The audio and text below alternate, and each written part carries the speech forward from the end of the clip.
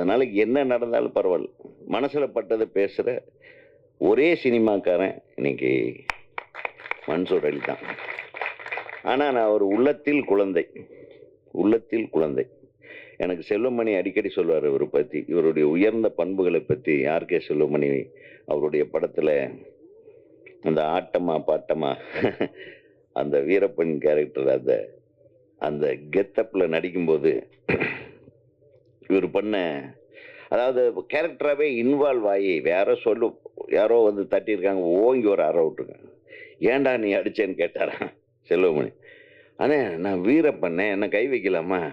இவன் அடித்த உடனே அவன் போய் பேஜராகி அட்மிட் ஆயிட்டான்னு நினைக்கிறேன். ஸோ அந்த மாதிரி கதாபாத்திரமாகவே மாறி இன்னைக்கு வரையிலும் சினிமாவுக்காக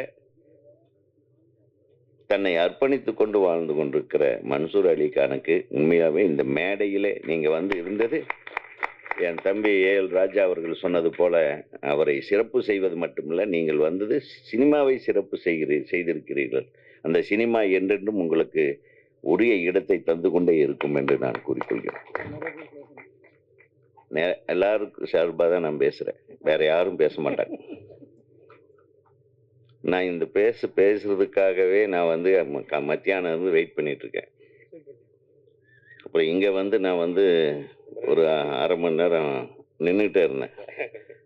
நான் பட்ட சந்தோஷத்தை நீங்கள் எல்லாம் பட வேண்டாமா?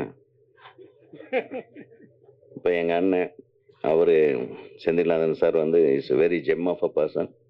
இவங்க எல்லாமே, நான் எதுக்கு சொல்கிறேன், எல்லாமே நல்லவர்கள். இந்த மேடையில் இருக்கிறவங்க ஒன்றையும் சேர்த்து சொல்லிடுறேன், சௌந்தரியும் சேர்த்து தான். சௌந்தரியம் சில பேர்த்துக்கு நல்லவராக, சில பேர்த்துக்கு கேட்டவர், வேறு வழி இல்லை. பஞ்சாயத்துக்கு உட்கார்ந்தா அப்படித்தான். பாதி பேர்த்துக்கிட்ட கெட்ட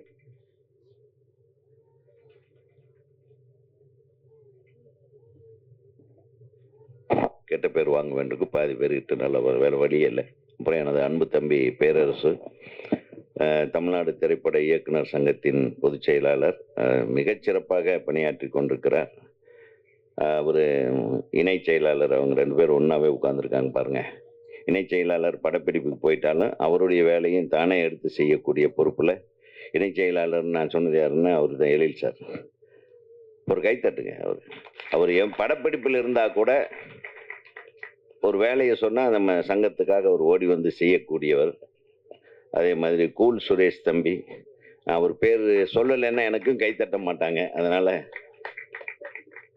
அவன் அப்படித்தான், அவனும் ஓப்பனாக சில விஷயம் ஏதாச்சும் பண்ணுவான், சின்ன சில்மிசம் பண்ணுற மாதிரி அடுத்தவங்களுக்கு தெரியும். அவன் உண்மையானவன். நீ வந்தாவே கலகலப்பாயிருது எல்லா ஃபங்க்ஷனும். வாழ்த்துக்கள். ஆமாம். அடுத்தது அழகர் சாமியின் குதிரையில் ஏறி டெல்லி வரையிலும் போய் ஒரு மிகப்பெரிய விருது, நான் எனக்கு இப்போ கூட யோசிக்கிறேன், ஒரு இந்த இந்தியாவின் தலை சிறந்த விருதை, சிறந்த நடிகர் விருதை பெற்ற ஒரு நபரை இன்னும் இந்த தமிழ் திரையுலகம் சரியாக பயன்படுத்தவில்லை. அவரை பயன்படுத்தி கொண்டிருக்கிறேன் என்று சொன்ன உடனே நான் ரொம்ப சந்தோஷப்பட்டேன். வாழ்க. இதான் சொன்ன தம்பி. அதே மாதிரி இந்த படத்தில் ஹீரோக்களாக நடிச்சிருக்கிற தம்பி விக்ரம், அப்புறம் ஸ்ரீஹரி, அதோடு சேர்த்து நீயும் நல்லா ஒரு ஆட்டம் போட்டிருக்க, சூப்பராக ஆடிருக்க, டான்ஸ் ஆடிருக்க. இந்த மாடை பிடிச்சிட்டு வந்து ஆத்தா கிட்ட கொடுக்குற காட்சி ரொம்ப சிறப்பாக இருந்தது. எல்லாருமே இயல்பாக நடிச்சிருந்தாங்க. அதனால இந்த இயல்பான திரைப்படத்துக்கு இசையா இருப்ப ரவி பிரியா, நம்ம நண்பர், அவர் எங்க அமெரிக்காவில் இருக்காரு, கனடாவில் தான் இருக்கார். ஸோ இசைப்பிரியனுக்கு எனது மனமார்ந்த வாழ்த்துக்களை தெரிவிக்கிறேன். இந்த படத்தை இணைந்து தயாரித்திருக்கும் டெய்லி குருஜி பிரைவேட் லிமிடெட், அது எங்கே அவரு குருஜி, உங்களுக்கும் அப்புறம் தொடர்ந்து நம்ம படங்களுக்கெல்லாம் பூஜை போட்டு கொண்டிருக்கின்ற குருக்கள், எங்கே குருக்கள் அவர்களுக்கு என் மனமார்ந்த வாழ்த்துகள். உங்களுடைய புள்ள நல்லா வருவார். ஒரு மிகப்பெரிய, நீங்கள் எத்தனையோ வெற்றி படங்களுக்கு பூஜை போட்டிருக்கீங்க, ஆனால் இதை ஒரு வெற்றி படமாக மாற்றுவதற்கான பூஜையை நாங்கள் போட்டுட்ருக்குறோம். Wish you all the best. இந்த திரைப்படம் சிறப்பாக திரைப்படமாக மக்களிடத்திலே கொண்டு சேர்க்க வேண்டிய பொறுப்பு பத்திரிகையாளர்களிடம், அதை சரியான முறையிலே ரிலீஸ் செய்து தியேட்டர்களை எல்லாம் வாங்கி கொடுத்து உதவி செய்கிற திரு விஜய் முரளி அவர்களுக்கும், வாங்க. விஜய் முரளி இல்லைன்னா இன்னைக்கு எந்த சின்ன படமும் ரிலீஸ் ஆகாது.